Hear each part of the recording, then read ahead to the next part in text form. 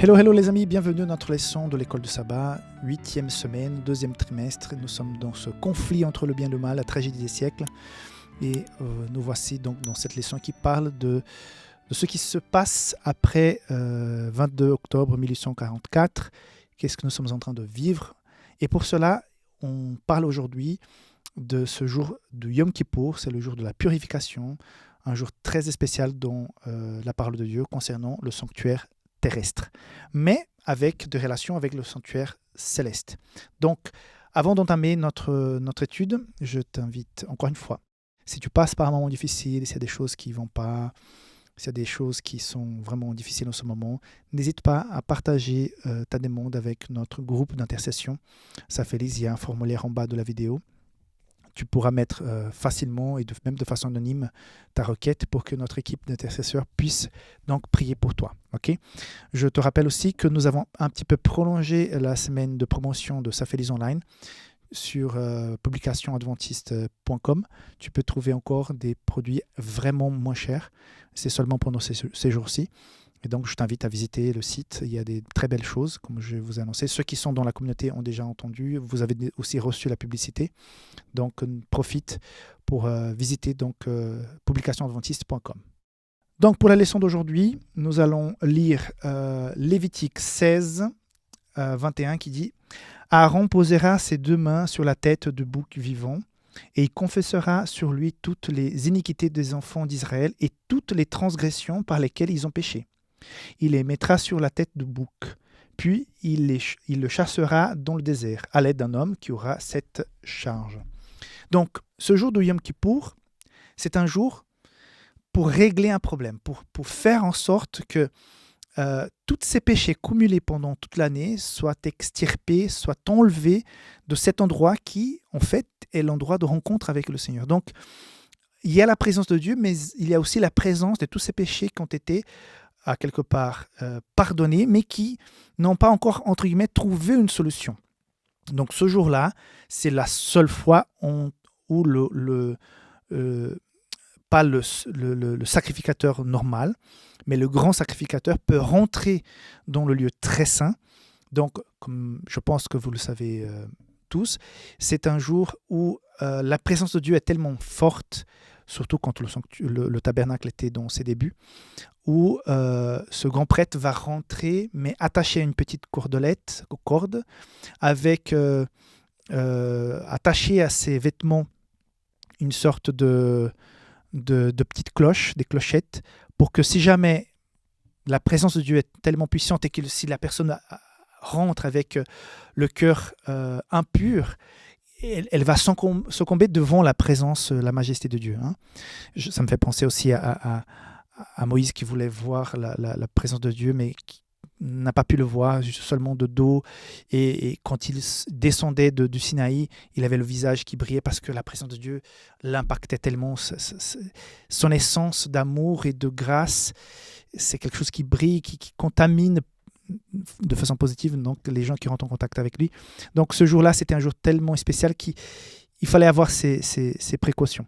Donc ce jour-là, c'est un jour où on règle un petit peu la présence de ce péché dans ce sanctuaire, dans ce tabernacle. Donc le grand prêtre rentre dans le lieu très saint. Il va, entre guillemets, symboliquement transporter ses péchés. Il va les confesser sur la tête de ce bouc Azazel, le bouc entre guillemets qui va partir avec la faute, et donc il sera mis dans le désert. Ça, on anticipe un petit peu, ça remet en parallèle sur ce désert qui sera la terre avec le fait qu'il n'y a plus aucun être vivant, donc Satan qui est dans cette prison circonstancielle parce qu'il n'y a plus personne à qui il pourra tenter, qui est ce bouc et qui reçoit tous ses péchés sur lui. Mais ce n'est pas encore l'application du jugement de Dieu, c'est comme si nous vivions. Et je pense que l'objectif de la leçon aujourd'hui, c'est de faire un parallèle entre le Yom Kippour et le moment que nous vivons actuellement vis-à-vis du sanctuaire céleste. Parce que nous vivons à quelque part un moment où on commence à régler le problème. Le péché n'a pas disparu, mais nous sommes en train de le régler. On est en train de l'enlever du temple, du sanctuaire, pour le mettre sur ce bouc. Et à quelque part, en ce moment, Jésus est dans le sanctuaire céleste, est en train de faire son jugement investigatif, à inscrire les noms des personnes depuis la création du monde jusqu'à aujourd'hui, qui ont accepté, qui ont démarré une relation et qui ont désiré de tout leur cœur, même s'ils n'étaient pas du tout parfaits, mais qu'ils ont désiré du plus profond de leur cœur de servir pleinement le Seigneur. Et ça, c'est réconfortant parce que on voit que le processus de salut, il est long, il est complexe, il a coûté un prix faramineux. C'est la vie de Jésus. Et ça me remet aussi à ma réalité. Parfois, nous nous battons contre des choses, des tendances qui sont, à quelque part, quand il y a une prise de conscience, c'est facile, on se répond, on se dit non, ça, je ne fais plus.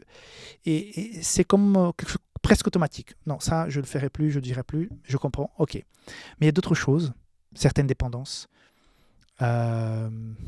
certaines addictions, que nous sommes conscients qu'elles sont mauvaises, qu'elles sont en train de nous débiliter, de nous atteindre, et on a de la peine.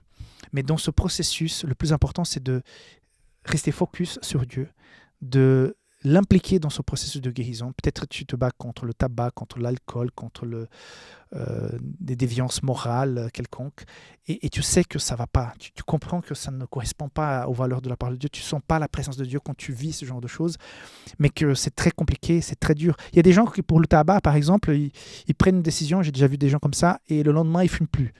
Ils vivent une conversion et en même temps, ils se débarrassent du tabac. Mais normalement, c'est plus compliqué que ça. J'ai eu des gens dans ma famille qui ont de la peine à lâcher le tabac parce que c'est compliqué. Donc, peut-être, toi, c'est pas le tabac, mais c'est une déviance morale et spirituelle, que sais-je. Et là, on voit que pour régler le problème du péché dans le monde, il y a tout un processus, mais un processus qui va crescendo. Donc, de la même manière, sache que si tout à coup tu fais une prière le soir et que le lendemain matin tu es encore tenté par rapport à ce que tu ne voulais pas faire et tu viens de prier et de vivre une sainte scène et que cette tendance est toujours là, c'est que en fait certaines choses demandent plus de temps, c'est tout un processus de guérison. C'est comme le tabac, c'est comme l'alcool, il faut vraiment que ça puisse sortir du corps, à quelque part, ces éléments puissent se dégager pour que tu puisses avoir moins envie et petit à petit, de moins en moins, jusqu'à pouvoir se dire je me sens complètement libéré de ce problème. Donc, qu'il est bon de voir qu'il y a un plan pour le salut, il y a un plan pour ôter le péché du monde. Et de la même manière, Jésus se met à notre disposition pour aussi nous aider à régler certains problèmes qui sont peut-être ancrés dans notre âme, dans notre corps, des addictions, des mauvaises habitudes qui, tu comprends, qui cassent cette relation avec Dieu. Donc c'est pour ça que le sanctuaire, le temple était là, que le sanctuaire céleste est là, qui de la même manière que le Yom Kippour purifiait et réglait le problème du péché localement dans ce tabernacle, le retour de Jésus, mais avant cela, le jugement que nous vivons actuellement, après 1844, prépare les choses pour régler ce problème de péché dans notre vie et dans tout l'univers. Ok ? Voilà pour aujourd'hui. Demain, on va continuer dans la leçon de mardi. D'ici là, sois sage, que Dieu te bénisse et n'oublie pas de partager cette vidéo avec d'autres personnes. Ok ? Bye bye.